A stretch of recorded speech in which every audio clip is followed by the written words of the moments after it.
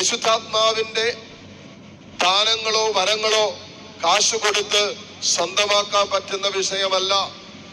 ഭൗതികമായ സമ്പാദ്യം കൊണ്ടും ഭൗതികമായ നേട്ടങ്ങൾ കൊണ്ടും ഭൗതികമായ അധികാരം കൊണ്ടൊന്നും നേടിയെടുക്കാൻ പറ്റുന്നതല്ല ആത്മാവിന്റെ വരദാന ഫലങ്ങളെന്ന് ഒരു ദൈവ പൈതൽ മനസ്സിലാക്കുക. കാശ് കൊടുത്താൽ കിട്ടില്ല.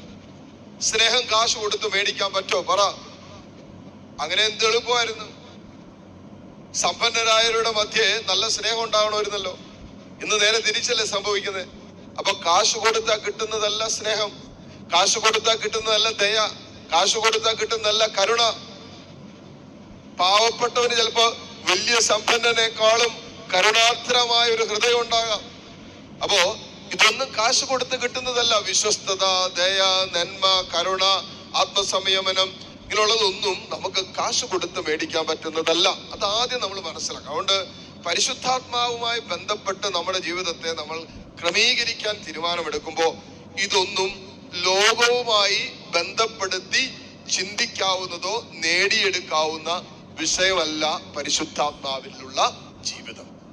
ഭൗതികമായ ഒരു മാനദണ്ഡം അനുസരിച്ച് സ്വന്തമാക്കാവുന്ന വിഷയമല്ല പരിശുദ്ധാത്മാവെന്ന് നമ്മൾ എന്നും മനസ്സിലാക്കണം. അതല്ലെങ്കിൽ ദൈവത്തിന്റെ പദ്ധതിയുടെ പൂർത്തീകരണമായിട്ട് സംഭവിക്കുന്ന വിഷയങ്ങളാണ്. അതുകൊണ്ടാണ് പത്രോസ് പറഞ്ഞത്, നീ ചെയ്തൊരു കാര്യം. ശിമയോനോട് പറഞ്ഞു, പത്രോസ് പറഞ്ഞു, നിന്റെ വെള്ളിത്തൊട്ടുകൾ നിന്നോടുകൂടെ നശിക്കട്ടെ. എന്നാൽ ദൈവത്തിന്റെ ദാനം പണം കൊടുത്ത് വാങ്ങാമെന്ന് നീ വ്യാമോഹിച്ചു. അതൊരു വ്യാമോഹമായിരുന്നു. എന്ന് കർത്താവിന്റെ ദാനങ്ങൾ കാശ് കൊടുത്ത് മേടിക്കാമെന്ന് നീ വ്യാമോഹിച്ചു.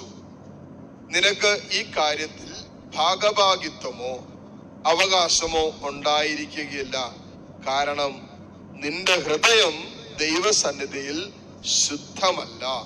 അതിനാൽ നിന്റെ ഈ ദുഷ്ടതയെക്കുറിച്ച് നീ അനുതപിക്കുകയും കർത്താവിനോട് പ്രാർത്ഥിക്കുകയും ചെയ്യുക. ഒരുപക്ഷെ നിന്റെ ഈ ദുഷ്ടവിചാരത്തിന് അവിടുന്ന് മാപ്പ് ലഭിക്കും. നീ കടുത്ത വിദ്വേഷത്തിലും അനീതിയുടെ ബന്ധനത്തിലുമാണെന്ന് ഞാൻ മനസ്സിലാക്കുന്നു. ഇത് ശിമിയോനെ കുറിച്ച് പറയുന്നതായിട്ട് ആരും തെറ്റിദ്ധരിക്കരുത്. പരിശുദ്ധാത്മാവിന് വേണ്ടി ആത്മാവ് നമ്മളിൽ ജ്വലിക്കാൻ വേണ്ടി ആഗ്രഹിച്ച് നിരന്തരം പ്രാർത്ഥിച്ചുകൊണ്ടിരിക്കുന്നവരാണ് നമ്മള്. അപ്പോൾ ഇങ്ങനെയുള്ള വിഷയങ്ങള് നമ്മുടെ ജീവിതത്തിൽ ഉണ്ടോ എന്ന് ആത്മശോധന ചെയ്യേണ്ട സമയമാണ്. പത്രോസ് പറഞ്ഞ എന്നാന്നറിയാവോ? നിന്റെ ഹൃദയം ദൈവസന്നിധിയിൽ ശുദ്ധമല്ല. ഒന്ന്, ദൈവസന്നിധിയിൽ ഹൃദയം ശുദ്ധമല്ലെങ്കിൽ ആത്മാവ് പ്രവർത്തിക്കില്ല. രണ്ട്, അതിന്റെ ദുഷ്ടതയെ കുറിച്ച് നീ അനുതപിച്ചാൽ കർത്താവ് അനുതപിക്കുകയും കർത്താവിനോട് പ്രാർത്ഥിക്കുകയും ചെയ്യണം. എന്ത് ചെയ്യണം?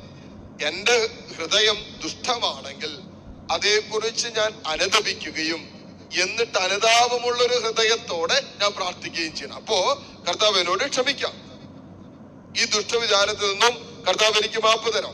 ഇനി നീ കടുത്ത വിദ്വേഷത്തിലാണെങ്കിലോ, നീ അനീതിയുടെ ബന്ധനത്തിലാണെന്നും ഞാൻ മനസ്സിലാക്കുന്നു. അങ്ങനെയുള്ളവരിലും ആത്മാവ് പ്രവർത്തിക്കില്ല.